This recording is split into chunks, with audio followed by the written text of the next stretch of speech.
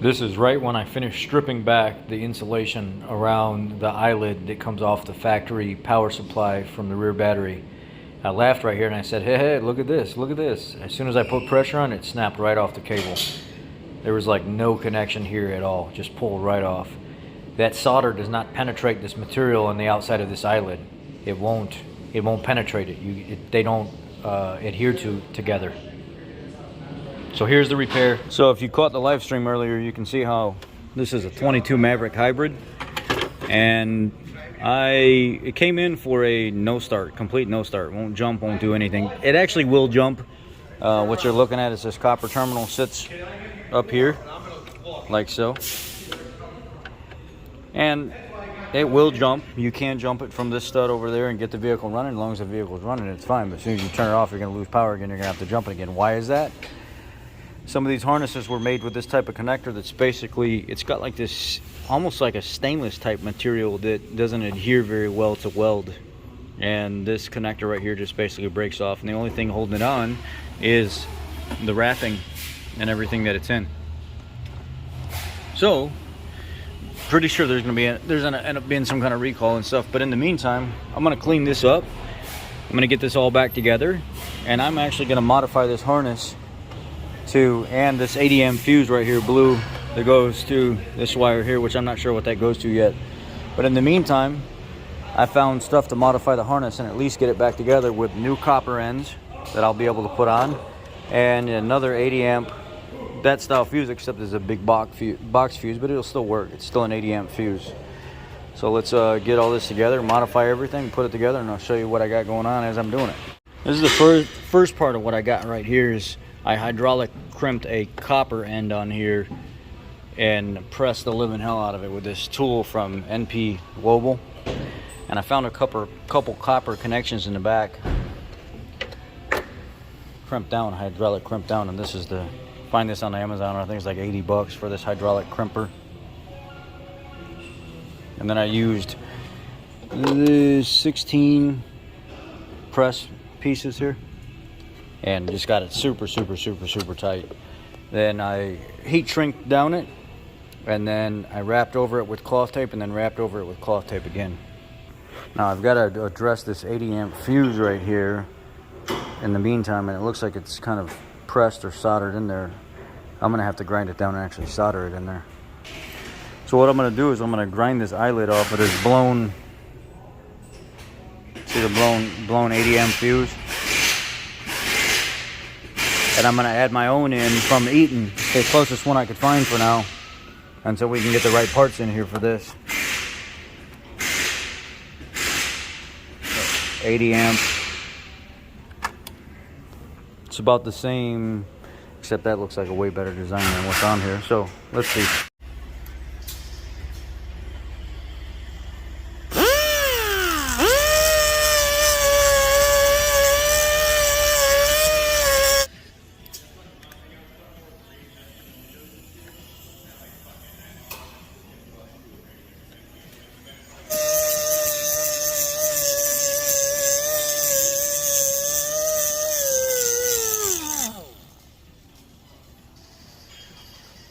I went back and redid it because I realized I had it the wrong way. You see how those prongs are sticking up? That's how that big box has got to stick up as well. So I went back and resoldered everything, cleaned it all back up a little bit. Now that I got everything set the way I want it, I spray with some liquid electrical tape. And now I'm going to start setting everything back in the fuse box. And now you see the box, it actually fits down in there, but it's a little snug. So you got to press this in there, press this in there, press this in there, press this in there, and as you're getting in there, it's gonna kick it a little bit, but that's okay. Now you're gonna have to pull your eyelids up and over everything to get them on there properly.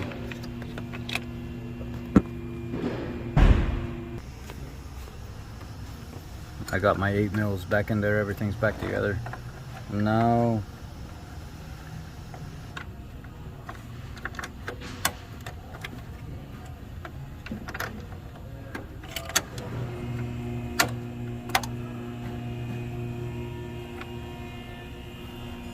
then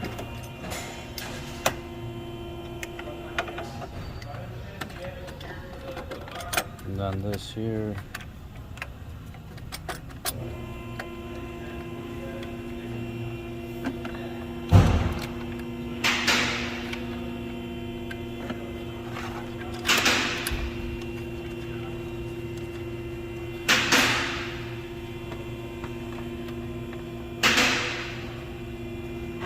I had to get a burr off of this eyelid right here a little bit. I had to drill it out just a hair. There was a line inside the copper eyelid. It was kind of stopping it from going down on the post here, so I got that back down. All right, Bosch was able to snap in there. You can feel it just barely pushing on the top of that fused plastic, but it did snap in. I didn't have to really force it that hard or anything. The next... Let's get everybody in the middle. All right, this is where I'm at so far. Got the harness back in, the DC to DC converter back in. I got everything ran back. Got my last post put in, tightened down. This connector right here.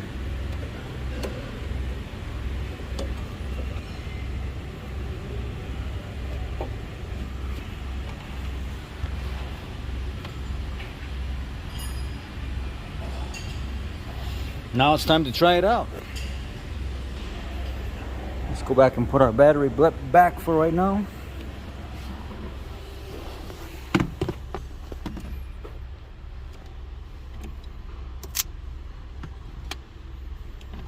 Okay, we got interior lights. We didn't have interior lights before, but we do now.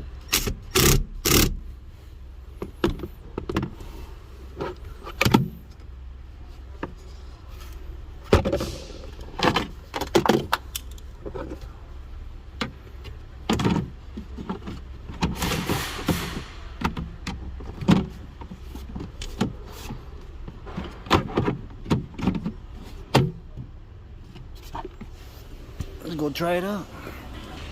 I even just heard the engine making noises, so that's good. That's a good sign.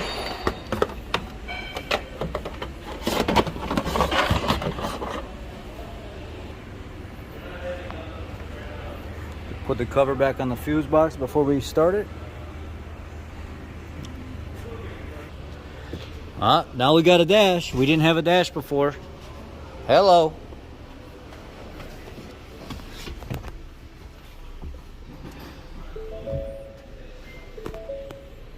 There we go. We're on. We don't got a bunch of no check engine lights, no nothing. There we go. She's running. Everything's working.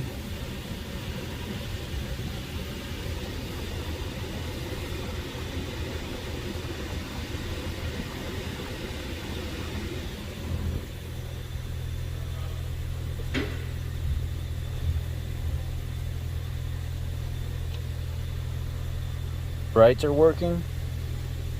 Yeah, everything's good.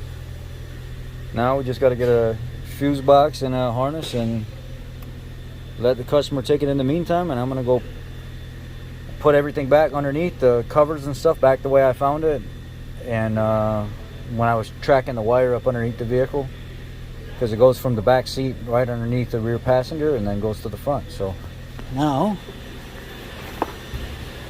the real test is get everything completely back together and go put it on the road.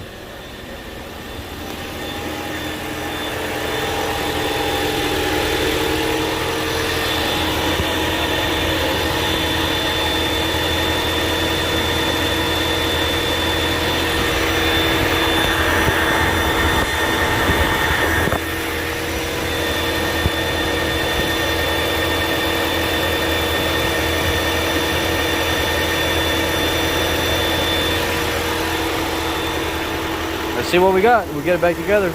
Well, now everything's working real good. Let's go ahead and the 22S47 that I already have a video on how to do it is complete. So the underhood fire where you drill the holes in the insulation is done. Everything's connected. Everything's green. No codes, no nothing like that. We're gonna go drive it now and make sure everything's good over the bumps and all that stuff. So my coworker said I would claim this as a permanent repair, and I wouldn't even put a new harness in it because the way you did it was so robust and strong that I bet you it's stronger than the stuff from the factory. Because I really soldered that 80 amp fuse and stuff in there and crimped the living hell out of that. It was a 1/0, no 1/0 or 2/0, 1/0. I think it's a 1/0 connector onto that main cable. And then heat shrinked it with the same style OE heat shrink, and then cloth taped it like 4 times. And the no codes, no nothing. The vehicle is just operating perfectly. So my coworker said I'd claim that as a permanent repair at M time. The customer would be better off having that than the style of stuff that comes from the factory, honestly. So we'll see. Well, let's drive it and let's see where we're at. Yeah, it's running absolutely great. No issues, no nothing at all. What that was I think it was a 1/0 by 3/8 post is what that was. And I had a 1/0 by, what was it, 5/16? That's why I had to make that hole a little bit bigger and clean up some of those frays from the wire that were kind of soldered and they were frayed out the side and they wouldn't go in the connector. I had to like take my cutoff tool and just cut just a few frays off each side that wouldn't dress up properly, and then clean it up and then crimp it all down, and it was completely fine. It all fit inside the 1/0 by 3/8 is what goes over that cable, and then hydraulic crimp the piss out of it, and it seemed to work absolutely perfect. And then heat shrink over it. Then once you heat shrink over it, then I quadruple wrapped it with cloth tape up and down the harness. And then I grabbed my pliers and I pulled on the cable end to see if I can get it. It wouldn't budge. So, operating perfectly normal. And then I looked to see if I could actually get that fuse internal part of the fuse box, and they don't sell it. You have to get the whole bottom tray, which is on back order with no ETA. So I'm leaving the fuse that I put in there as the permanent fix for it, because I soldered the fuse into the connection better than what would have came from the factory. And it's the same amperage fuse, the same 80 amp fuse, just a different design, and it fits right down inside the slot. But I did have to grind back some of that material. That shiny, looks almost like stainless, even though it's probably not stainless. I don't know what it is. I grind some of it back in order for it to properly solder to the copper that's inside, and then built up a real thick layer on the bottom of the bar and on the top of the bar, and then coated it with liquid electrical tape.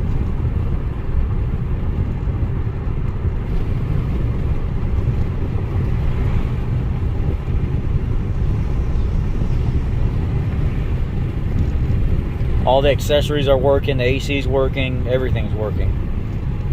I'll drive it about 6 more miles. Maybe I'll drive another lap around as well, just to make sure everything is exactly, it's working over the bumps, everything. It's just, there's a big bump up here, a big section up here. I'll drive over these bumps purposely right here.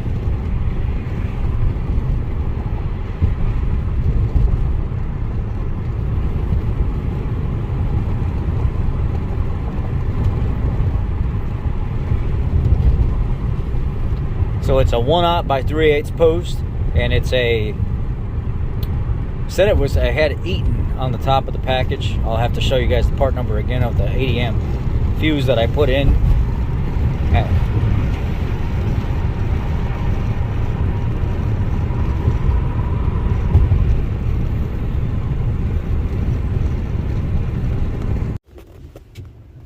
I'm going to drive back here in this gravel real quick.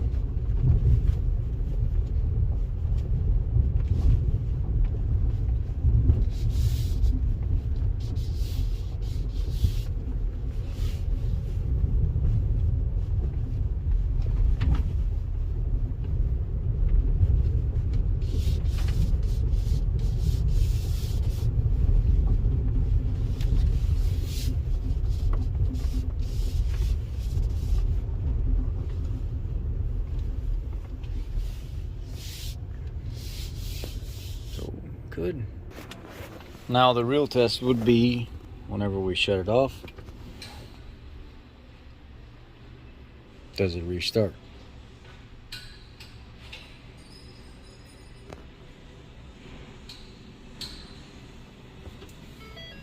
And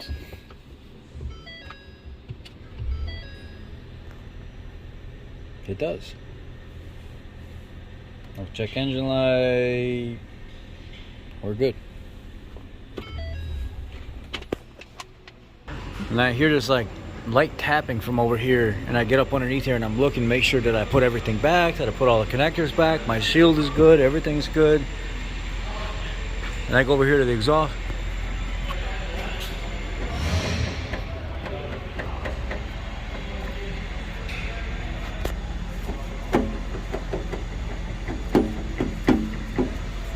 And pull this down here.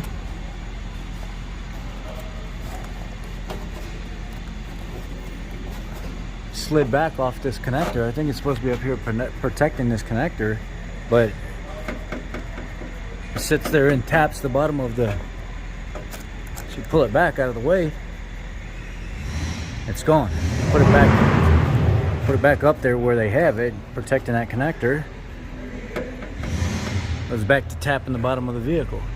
You like have to kind of relocate this down, like put a zip tie around it right here and tape it back out, or get it out of the way.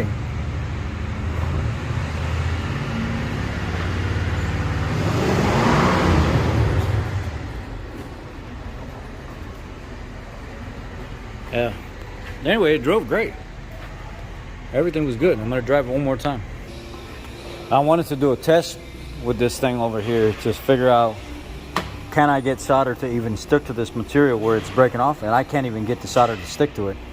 I have to sit here and heat this thing up forever until it's like smoking hot. And it's like this material resists the heat very, very, very well. But you can't get the solder to even heat the metal up until you start getting a little smoke, which it takes forever to do. And then you come back and try to take the solder, turn it all the way up, take the solder and try to lay on top of it, and it won't do nothing. The solder won't adhere to this at all. Very, very poor design. But if I scrape this material off and heat it up, it'll suck right into the copper, no problem, that's underneath it. Now watch.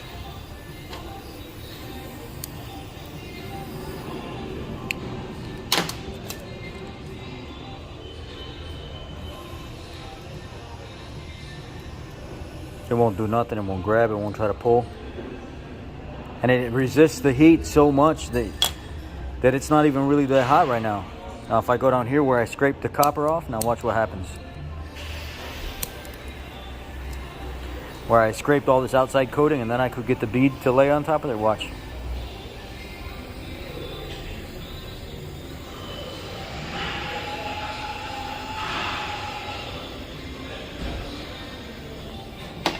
Now watch this.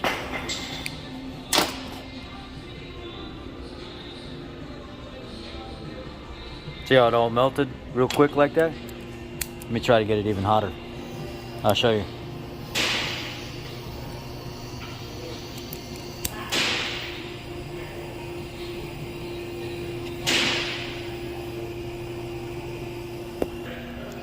Come right here. Now I'll show you. I don't even have to hold it here that long for this to get hot enough. There it is, it's starting to melt. Now watch.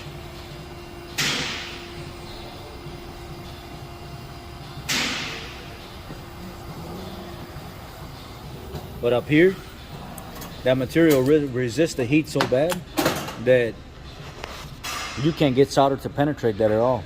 And even when you get that hot enough, you're holding it there so long to get that solder to take, that solder would have never taken from the factory to begin with. Whoever put this harness together with that cable did not pre-test this with this type of material ahead of time to make sure that they were compatible with each other, because they're not. Well, that's it.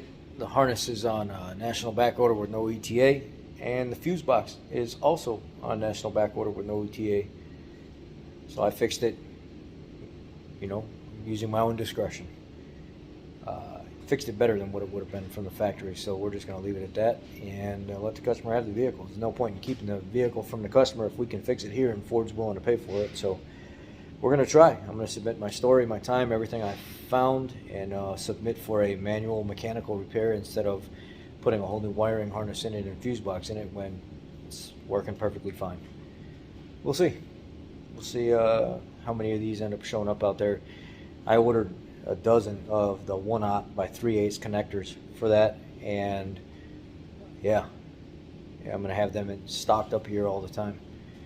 If you guys want that tool, that hydraulic tool to crimp that those battery cable ends, let me know. I'll post it. Amazon.